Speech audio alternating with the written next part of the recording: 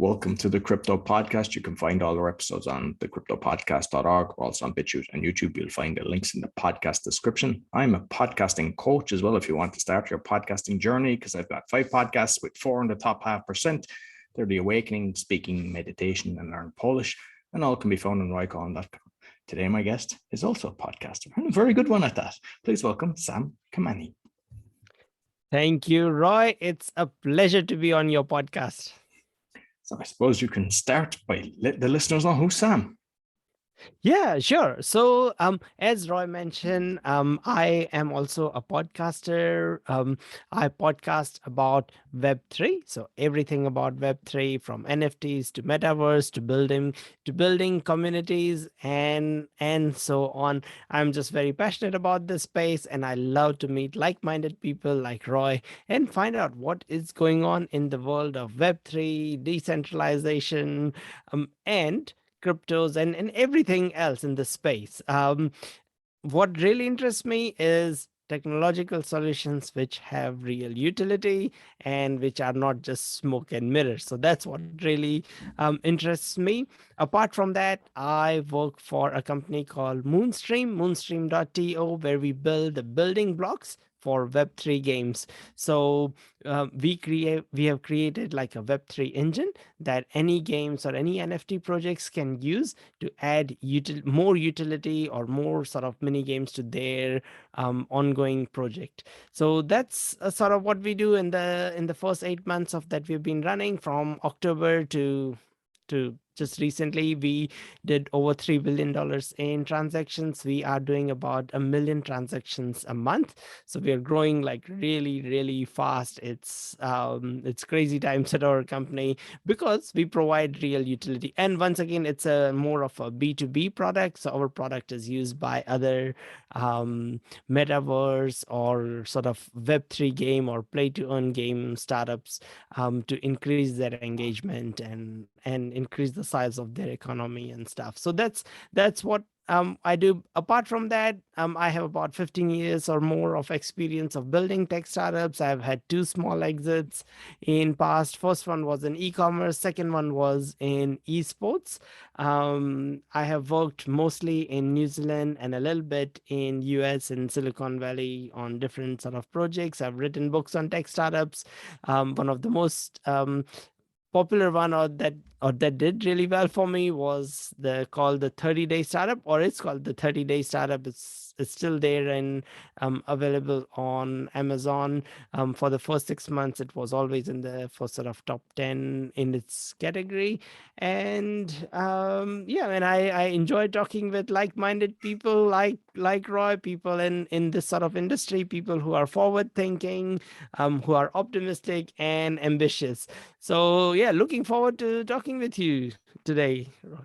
Yeah, so brilliant. So I'd like to talk on a lot of the stuff that you're doing, but something that I'm currently working on, I'm bidding on an NFT. And yeah, it was my first time kind of doing it. Saw this thing, but the utility was good. Like the painting, it's for a charity. I won't mention the company just because what I'm going to say for safety reasons. But I could see that this 3 or 4 different people started bidding on it, and I was like, this doesn't look right. There was like there's over 20 pieces of art on it, and it looks like, because you can go in and check somebody's activity. Yes, none of them have bought anything, and it's like they're all playing to raise the price up. So I don't think I mean, obviously they have the money. It's in the Opensea platform. They obviously have money to be allowed bid, but I assumed that if you were bidding on 2 things, you'd have to have the money to buy the 2, but you can actually bid on 50 things with just the amount of money for 1. Yes. And it's what's your thoughts? Have you seen stuff like that going on? Oh, absolutely. Absolutely. So, whenever industry is new, there are lots of scams. So this is the Wild West of the online world. So just like in the mid 90s or or the late 90s, when email was still new, I used to use Hotmail, and I remember getting more like nearly 80% of my inbox was filled with emails from a so-called Nigerian prince, or someone selling counterfeit Viagra, or Canadian pharmacies, or all those types of things. And then what that meant was that there was an opportunity for people to build products, and Gmail did build an amazing product where we don't see the spam anymore. It automatically goes to the promotion folder or spam folders. And so what it means is that there is a massive opportunity to disrupt likes of OpenSea. Lots of people are unhappy with OpenSea and what's happening, and how they're running their product. And a lot of news tech marketplaces in this space are coming up. Now, the activity that you described is nothing new. That happens in traditional auctions all the time, and there are lots of even art galleries that have been blamed for doing that, where they plant someone in the audience to raise the hand who don't have the money, or who's their internal person, and even if they did buy it, they wouldn't actually change the hands, and they say, oh, sorry, the deal didn't go through or something, and then it will be listed again after a year and a half, the same painting. A friend of mine today, he said, because he was talking about the real auctions as well, he said it's like mine, yours. That's the way it did. Yes. So whenever there is money involved, people are going to do things like that. But that means there is an opportunity to build a product. And because even though people say Web3 and anonymity, in fact, what it offers is what blockchain offers is transparency, that you can go and put anyone's number in each scan or polyscan, or anywhere, and find the history, trace their history. Are they legit or not? So in fact, it provides a lot more transparency. You could do that in this environment. If it was a traditional auction site, you might not have been able to do that and find their history and see what they have bought in past. It's very hard to do that in the non-blockchain world. So the benefit is not what people think it is. The benefit is transparency, not anonymity. And can like for me, obviously these guys have done that before, because you can see like they're bidding and they're in cahoots with each other, but they have never bought anything. So like, no, it could for me, just be the artist himself. It's so easy to make one more digital wallet. So you could make I 10 saw a lot of the wallets yourself. were just created in May, like they're new. But one thing, because when I went for one of them, I didn't realize at the time that the first bid for one of the ones I went for was actually one of them as well. So I don't know, is it in-house? It might be in-house, to be honest with you. That's my no, I don't know. I don't know. Seriously, I'm just speculating. But when you bid, no, I actually think that myself.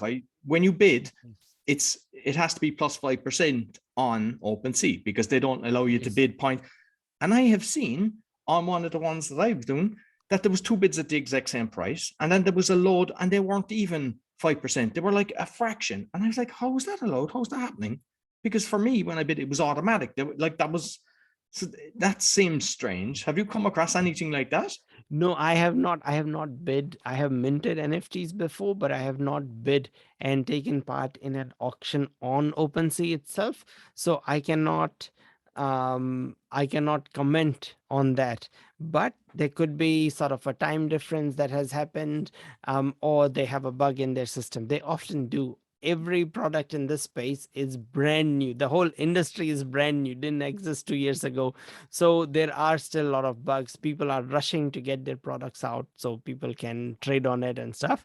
So yeah, there's often bugs and things in this space. So it could be a bug. It could be one of the it could be part of the feature that and because of when your transaction got accepted, and maybe it just took so long to get processed and stuff, and web or blockchain is known to be slow. The cost you pay for this transparency and immutability is the speed. You sacrifice speed for it. So it could be just that when you or maybe they did their transaction 5 minutes ago, it just got accepted now, or it's showing in blockchain now. So yeah, it could be something like that. Okay. And like, there's another thing that I learned as well, just from reading the book, and I double checked it. I mean, it seems that it's the situation that, in other way, like say an artist, and it doesn't matter whether it's music or say art, Yes. like the royalties, so they can choose what royalties, so say 10%. But if you take it off Openseas onto something else, you can kind of circumnavigate the actual royalties, which is kind of strange because you'd like to look after the artist. Is that something you're aware of? How does that work? I didn't um Like, so because it was no, in no, one of, it's up to the smart contract. No, it's up to yeah. the smart contract, how the smart contract is written. So maybe, just maybe, if you have minted on OpenSea, then maybe OpenSea, that's how those smart contracts are made. But if you are creating your own smart contract, you could encode in that every time that artwork is traded anywhere, you get the 10% royalties. So once again, then it comes down to the to how technically advanced the people making the smart contract are. So you can have it technically Yes. a system that it automatically takes the 10% no matter where they sell it. You don't have to rely on Yes. the Yes. trust of the, because I mean, it's, there's so many Yeah. people that No. Then wouldn't. otherwise it defeats the purpose. Then it's Exactly. not Yeah. completely decentralized. The beauty is that yes, you can deal on centralized networks. That yes, you can buy, whether it is Bitcoin or Ethereum or any of this, you can buy them on Coinbase or a centralized platform like wherever. But the beauty is that you can take it out of that system and put it on your digital wallet and take it out of the system and have it just be with you, um, to later on trade on a decentralized exchange or do whatever you want, or not use it for the next 10 years and come back, and nothing can, and no one can touch that money as long as you remember your password and everything. Yeah. um, Perfect. yeah. And with domains, because that was something I was looking at yesterday, and that seems Yes. like the Wild West as well. How's that with the .eth? How, like, I thought from kind of just hearing about it that it was something that was like kind of, you just get it and you have it for a lifetime once you get a certain thing. So I went away and done one, and it turns out that it's only for a year. And I was like, this is similar to, going GoDaddy or Name or something like that.com. And did I just Check get? out, okay, check out Unstoppable Domains. For $10 you can get a domain and it's yours for lifetime. So I And they basically got are, caught. I went to the wrong one. Like, yeah. yes.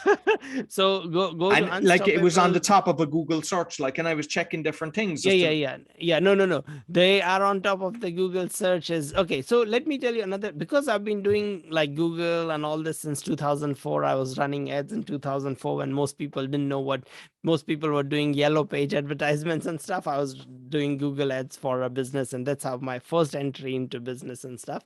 Um, so, when you are looking for a plumber, and the plumber that comes, or a mechanic that comes first on the Google, could be the best one, but does not necessarily mean that they are good at their job. That means they're good at SEO. That means they're good at digital marketing. That's what that means. um, so yeah, it's the same thing. So if you find something, so Unstoppable Domains does Web3 domains or blockchain domains, and yeah, you can buy something for lifetime. And what about in the situation where I have it now, where it's a year? Can I kind of transfer to them and take it back that it would be on, or is it that now I that don't I've know. got it? I Yeah. don't know. I don't know, Because I'm because it finding, because seems some like you people have, have no, you've thousands of got, domains for sale. So there's obviously spammers making a business from this, catching a lot of oh people. yeah, because it is .eth Yeah. domain. What's the name? I think ENS domains is the one probably where you went to, Exactly. and Yeah. they Yeah. started the ETH domains. And the reason why they are so big is that if you were one of the early users of .eth domain, they did an airdrop and they gave out $60 million or something to their community. So, and the money they gave out was on the number of domains that you own. So lots of people back in the early days bought tons of domain, like 10, 15, 20, 30 domains. So not only they can sell it on an open market as a valuable domain because it's a small name or a unique name, like if it was roy.eth, it would be worth a bit more than your sort of full name.eth, because shorter domains are worth more. And not only they get to get that price valuation going up, the more domains you held, the more money you got. So there are people who got $80,000, $60,000 just for owning few domains that they bought So for that was small great. money back in the days. In 2020, they bought for really small amount of money when Ethereum fees was also really low and stuff early in the days, and then they made a killing out of it. So So they have all the signatures. So they have like 60, something like 58,000 or something like that, where they've basically signed. So it looks like yes. it was kind of decentralized and created, but in reality, it was a big marketing scam and get a few people involved. So from now on, everybody's getting caught. Yes, in a way, but no. But the thing is that all these people own the tokens in the company. So all these 58,000 Oh, or so they whatever get number of shares of the people, money. That's so it's kind of diluted. It's kind not of, yeah. okay. So then it's So not so. now they are the holders of the DAO. So it turned into like a DAO, and then so now the money is going back to them. So the early holders became the early owners of that, and not only that, they benefited from the token, the ENS token and stuff. And then now they'd be able to vote on how they wanted to go and stuff. So yeah. Okay. So you might tell me about the games and the utility involved and all that. Yeah, sure. So let me tell you a bit about like Web3 gaming or blockchain gaming. So do you play any games, or have you played any games in past? When I was 13, I think I had a Spectrum 48K, then I got a Commodore 64, then I got an Amiga, then I think, I don't know, something. I was addicted to games. I got out of it, but my brother and my friend, they still do it and they still buy it. And I see even with Yes. my son, like Minecraft is kind of what they're all the kids are into these days. Yeah. But when you were playing like the Commodore, what was the game that you were playing I was in? addicted. We were just constantly getting games. That was the tape recorder one, where you had to Yeah, wait yeah, about 10 yeah, minutes for yeah, a game. But like Commando was one of them that I remember. yeah. Loads of So fighting one, Double Dragon, things like that. yeah, in Commando, you have your own character, Yeah. and that you play with. What happens to the character when you stop playing that game? In most cases, the character just stays. It just dies. Pretty much, it just stays there. In blockchain gaming or Web3 gaming, you can take that character out, because it's all on the sort of a big, sort of a long number, and it's on the blockchain. And you can either, because you have, in most games these days, your character upgrades. In most games, your character upgrades as you play through the game. And then you can either sell your character on Opensea or any of these sort of markets or any marketplace, um, or you can keep it, or you can take it to another game that accepts it. So you might go from one platform to another, you might go from one metaverse to another. um, and the benefit for the game developer is that they can get a cut out of it every time you sell your character to someone, and then they sell it to someone, and so on. um, Also, the more upgraded your character is, the more unique it is, of course you'll get more, you would be able to So, for command a example, in higher a value for it. fighting one, like you're probably buying all the guns and all the armor and all that, and that's it, Yes. like an NFT. So that the creators then get a royalty every time, and you can resell it if you want to get something bigger. Okay. Yeah, resell it, or lot of people play these. They're also called play to earn, is because they make money. So how a lot of games have their own currency or anything, or like Yeah. I don't know if you remember the game Contra or Mario, Mario. Yeah. or yeah, and how you the Mario, the plumber, sort of jumps around and collects all these And coins. was the So plumber on page one of Google? Was he? yes, that's a good one. Yeah, that was Mario. Uh, no, so he collects all the coins and monies and stuff. So most games have their own currency. so far the currency lived just in the game and then finish and was poof. But with the blockchain games, it's the tokens, and the tokens you can take out, and the tokens live on a DeFi exchange, and you can trade them, and so you make money out of it. And so it is a completely different paradigm. And then the game developers, they have to manage their own game economies, just like an economy of a country. They have to manage inflation and deflation, and they have to manage how many people playing, what sort of money they're going to reward, or what sort of tokens they're going to reward, and all sorts of decisions. So a lot of these Web3 games also have a role, some of these good companies, of an economist in their team to manage this economy side of things of the currency. It's pretty much becoming like real life.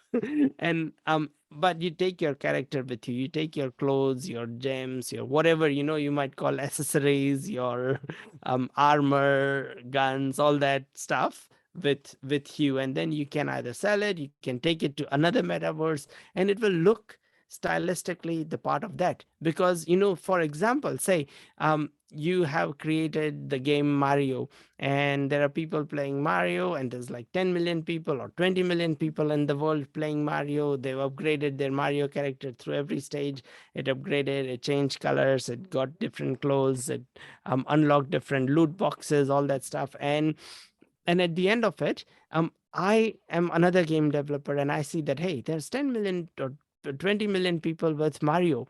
I want to let all these Marios come and play in my game, in my metaverse. So doesn't matter what the type of a game is, I would be able to incorporate. So say, for example, I have a card game, and a card game is like a poker type game or something, and it's completely different to Mario. How would the Mario jump around there, and what would Mario do?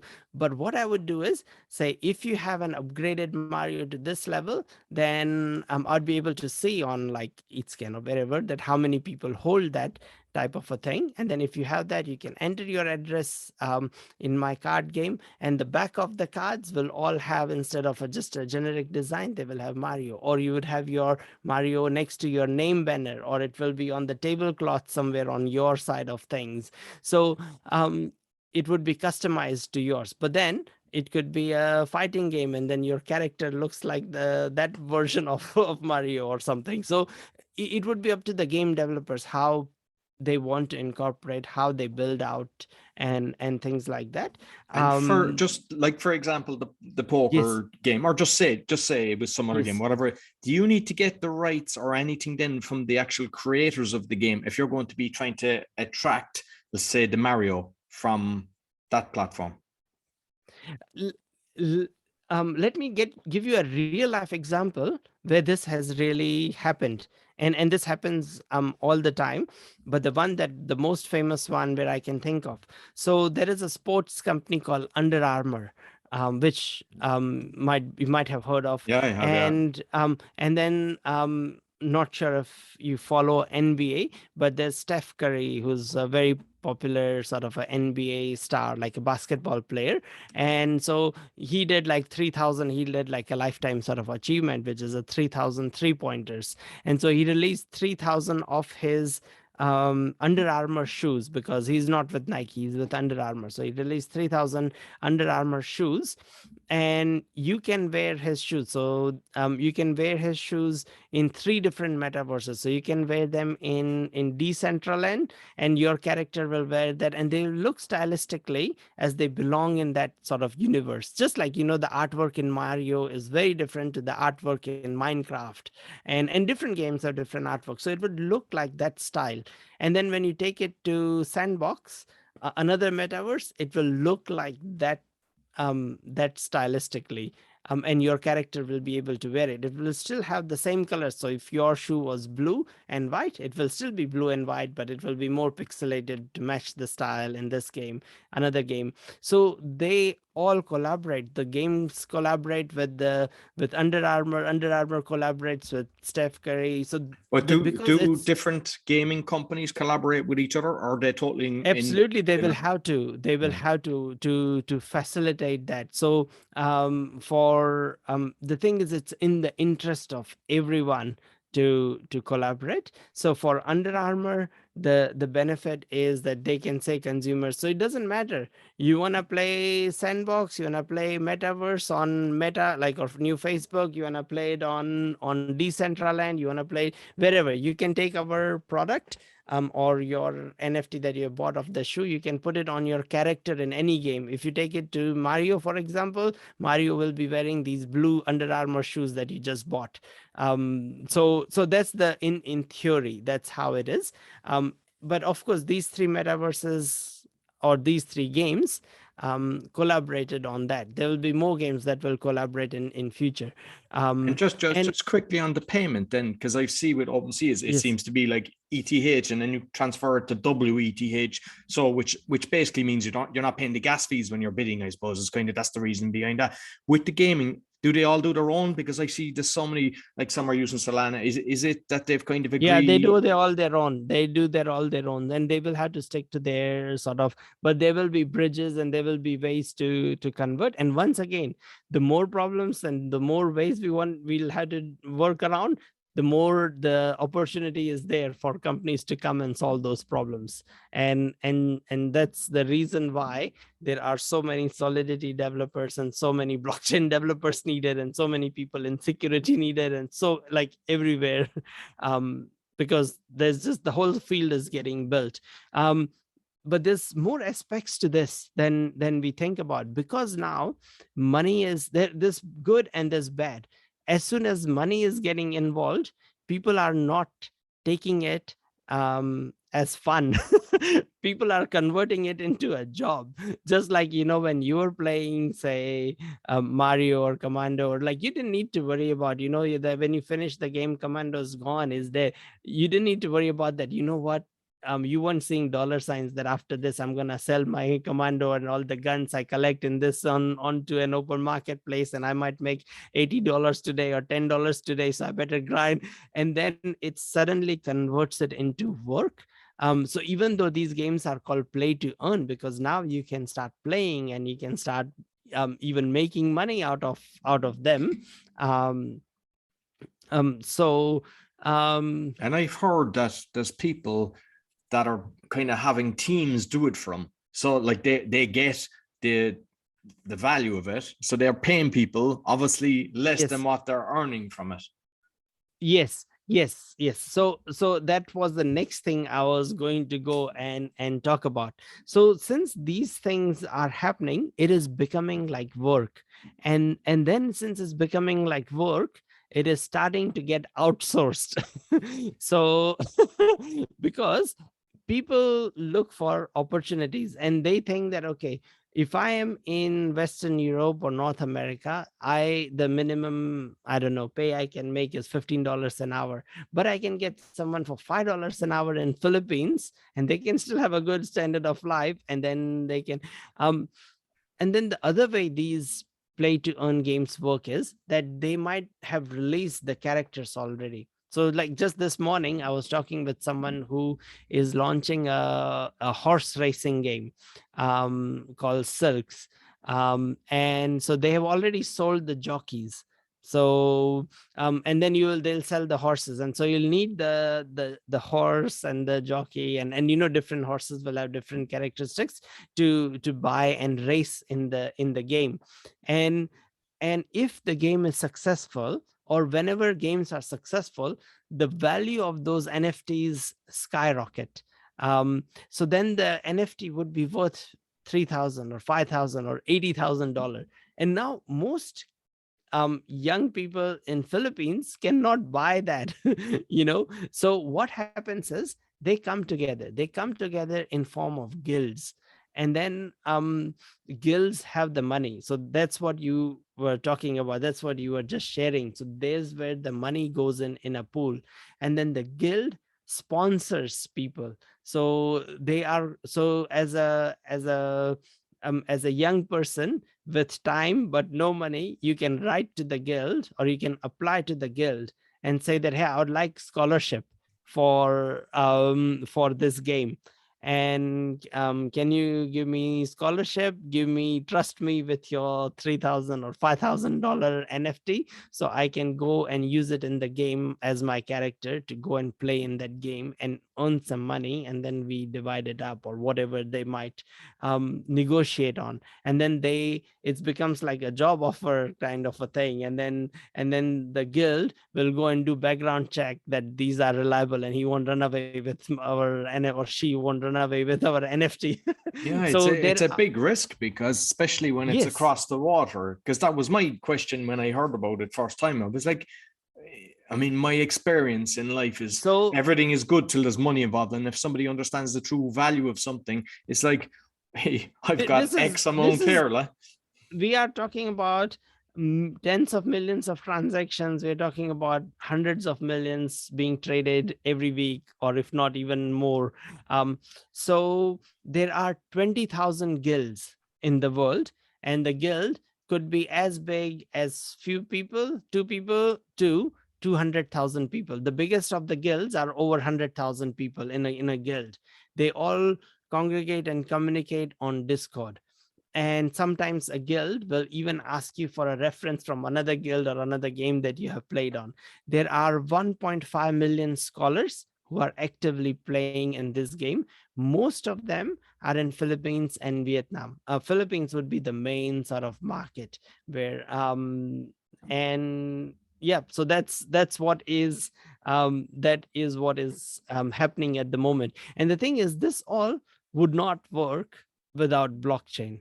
Blockchain allows it to work and allows your characters and things to be platform agnostic. And then, when you're done, you just sell everything on Opensea and call it quits the day you're had enough, or you don't want to do it this way. But that's why I think that the future of blockchain gaming is still in building engaging IP. Of course, there's lots of people who raise money to build these blockchain games, and then they sell out all their NFTs with the promise of a really good game, and then the game doesn't deliver, and then the project disappears and stuff. So those sort of things also do happen, which did happen in the traditional gaming world as well.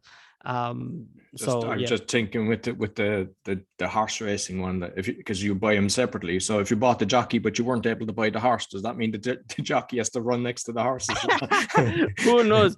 I have no idea. No. It's very most of the games are so much more complicated. So you can then buy land and then combine land and create stables, and then the studs will have the you'd be able to rent the stud out to go and breed the horses. So the first game ever was CryptoKitties in 2017-18.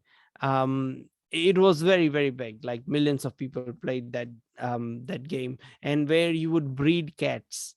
So that was it. That was the game. There was nothing more to do that. And so I was just talking to I used to play CryptoKitties in 2017, 5 years ago. And 5 years in this industry is a very long time. It's like it's like 2-3 decades. So I just this morning I was also talking to the ex co-founder of CryptoKitties, and we are just sort of exchanging sort of war stories from back in the days and stuff. And he just wanted to build a game. He was just like, or not a game, but he just wanted to build something with cats, breed the cats and stuff, because he, like the internet, like back in the days when YouTube was new, it was all like, oh, it's only for cat videos. I don't know if you remember those days. That's what YouTube was to be called. That, oh, it's for cat videos. Nothing. It's never going to be anything serious. So he just wanted to have some fun and build it for the cats and stuff. And that's all you could do. You could get a cat, and your friend could have a cat, and you can breed those cats, and then another new baby cat will be born, and then it will grow over time or whatever, and then you can sell it. And it was very, very basic. But it started it was the first wave of people experimenting with this sort of a thing. And And I then it could was see fun. the horse one working actually, because like I know a few people that are into horses. They spend a lot of money on that. So if they got into it, because obviously the way the game is So going they to do work, real life you're going to be events. giving good food and stuff like that to the horses. Yes. And is it an algorithm based on what you have done then that will win the race? They'll probably bring betting into it as well. Then I'm assuming, will they? I assume, I don't know what their roadmap looks like. I didn't look at it in detail, but they're doing a lot of events with real life events. So a lot of the NFT projects do combine real life events. Like another guy I met, he has like some NFT samurai project. So they even do like Japanese tea making lessons and some like Japanese sort of language lessons, and they have like raffles for if you own an NFT, a trip to Japan, and all sorts of things. They have a whole list of things that they do. A lot of the NFT projects do real life events. So these guys do with the horse racing clubs and stuff, like real life events where yeah, they take people and do, like they're doing with Kentucky Derby and all that stuff, some collaborations and stuff. So Brilliant. And just on Ethereum, because I know you've talked about that on your podcast, Ethereum 2.0. So what's your thoughts on that one? oh, I don't know. So in even in 2016, 17, I was hearing a lot that Ethereum 2.0 is coming, Ethereum 2.0 is coming. So it will eventually come. But it is a bit like Jesus is coming. So when, we don't know. um, I mean, everyone has an opinion on that. Some people say it's a lot closer. But I've heard that for over 5 years now. Um, and that's what Vitalik also said, that yeah, it could take another 5-6 years. So yeah. so who knows. There is of course a lot of competition for Ethereum because of Solana and Polygon. So there's a lot of developers building things on those two platforms. Yeah, I can see Solana's picking up, there's because it's mainly the gas fees is what's the main problem, really, isn't it? That's the reason that people are going for Solana instead of Ethereum, because it's expensive at times. Yes. So the thing is that, how I used to run an agency back in the days, and like a software development agency or a web development agency. And then we used to say to our customers that you can choose any of these two out of the three, which is cheap, fast, and good.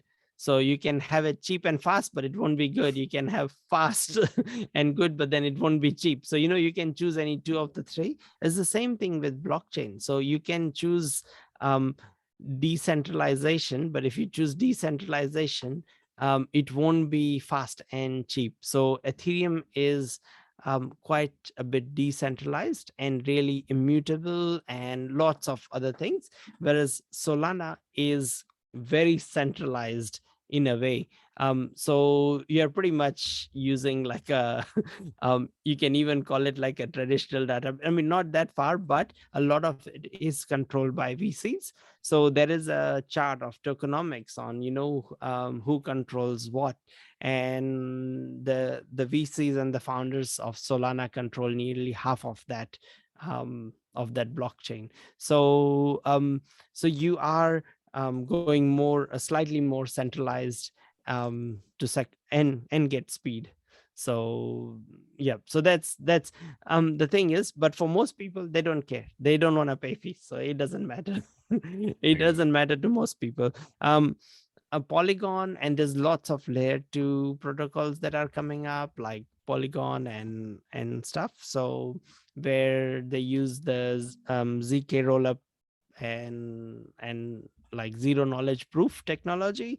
So so basically they are built on top of Ethereum. A lot of them, that's my understanding. There's a lot of protocols that are built on top of Ethereum, and so they just refer to the main blockchain once in a while, not every single time, and that's how they reduce the cost of transactions and stuff. So there's going to be a lot of innovation in this space.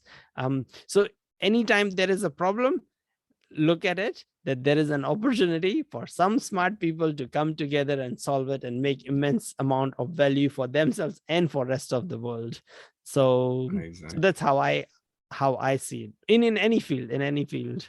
Yeah. And because I mean, I just finally ask you something, but I definitely need to get you back because there's a load of different things that I want to discuss, but I just want to keep the episodes in on less than an hour. But with the lunar thing, then what was your thoughts on what happened? Because I mean, that was like a week ago or something like that. So yeah. So it's very, very interesting. I have been following, let me tell you a funny incident. So the day it happened, everyone in our company was also talking about it. We were all reading about it. The whole evening I was reading about it. And then when I went to bed, I was dreaming about that I am interviewing Do Kwon for my podcast. and I'm interviewing, and I'm about to ask him some really hard questions. And just as I was about to ask him, my 1-year-old woke me up at 5:30 in the morning, and I was like, "Oh no, I didn't get to ask him all the tough questions." So, so, so I don't know. But the thing is that I don't quite understand the concept of algorithmic stable coins, because to me, if they are controlled by an algorithm and not backed by something real for a stable coin, there's bound to be fluctuation. And then so they are like opposites, so then it cannot be a stable coin. So I don't trust any of the algorithmic stable coins. And even when I was back in 2017 and 18 in this space, and the first thing that did start sort of the crypto winter was the people losing faith in Tether or USD at back then, because the Bitcoin price and Ethereum price kept going up, and Tether kept saying that, hey, we are backed by USD. But then eventually it was found that only 2 or 5% of it was really backed. The remaining, they just made it up, and then they used that Tether to go and buy Bitcoin and Ethereum, and that was pumping the price of those two. And to give you an example of how severe the last crash was, we have no idea how, like right now it's not too bad actually. In the 2018 sort of crash, Ethereum went from $1,400 to $82. Whoa. So we do not know what real downturn is. We are still in an upswing. So yeah, Bitcoin went from 20,000 to $3,000. So when that sort of thing happens, then we are really in a downturn, crypto downturn, I would say. That's my view on, and that's why if that happens, go and buy something. It will be shopping season. But until then, I think it's okay. It's not like now there are so many people involved in the space than back then, that there is a lot more sort of cash flow engagement. And what really makes a difference is people building in the space. Back then there weren't that many people building. Right now there are some of the smartest people, and tens of thousands of that building products, building things, building utility in this space. So all that is, yeah, I think we are still in a good space.